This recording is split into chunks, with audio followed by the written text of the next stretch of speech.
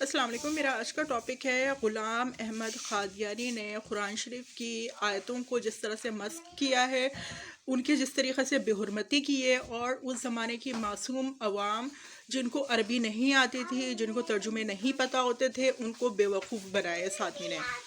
تذکرہ کے page number 57 پر، تذکرہ اس کی بک ہے، اس کے پیج نمبر 57 پر اس نے اپنے اوپر وہی ہونے والی 3 آیتوں کا ذکر کیا ہے، جس میں ہے یا آدم اسکن انت و زوجک الجنہ، یا مریم اسکن انت و زوجک الجنہ، یا احمد اسکن انت و زوجک الجنہ.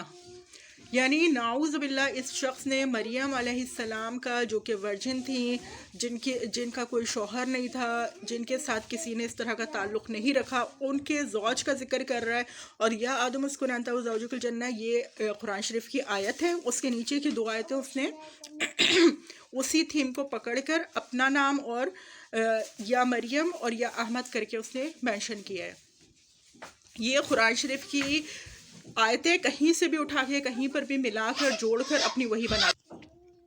دوسری اگزامپل ہے، اس نے ایک ہی آیت میں اس نے جو مینشن کیا ہے، میں اس کی ایک آیت سنا رہی ہوں جو اس کے اوپر وحی شدہ ہے، جو اس نے بتایا میرے اوپر وحی آئی ہے. وہ ذرا آیتیں سن لیں. جس کو عربی آتی ہے، جس نے قرآن حفظ کیا ہوا ہے، وہ فوراً پہچان جائیں گے. انما یا ربی سیہدین ربی ارینی کیف تحیی الموتی رب اغفر وارحم من السماء ربی لا تذرنی فردا وانت خیر الوارثین.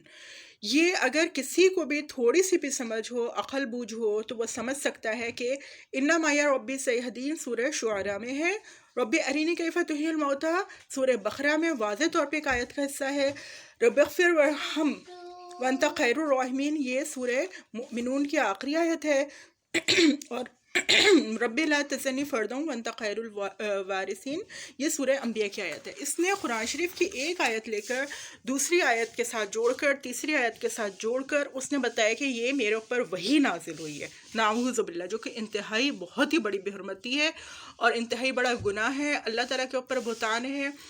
قرآن شریف کی کتابوں، قرآن شریف کی آیتوں کو مسخ کرنا ہے، ان کے ساتھ بدترین بے حرمتی ہے، قرآن شریف کی آیتوں کے ساتھ، قرآن کے ساتھ، اور اللہ تعالیٰ کے اوپر بھی بہتان عظیم ہے.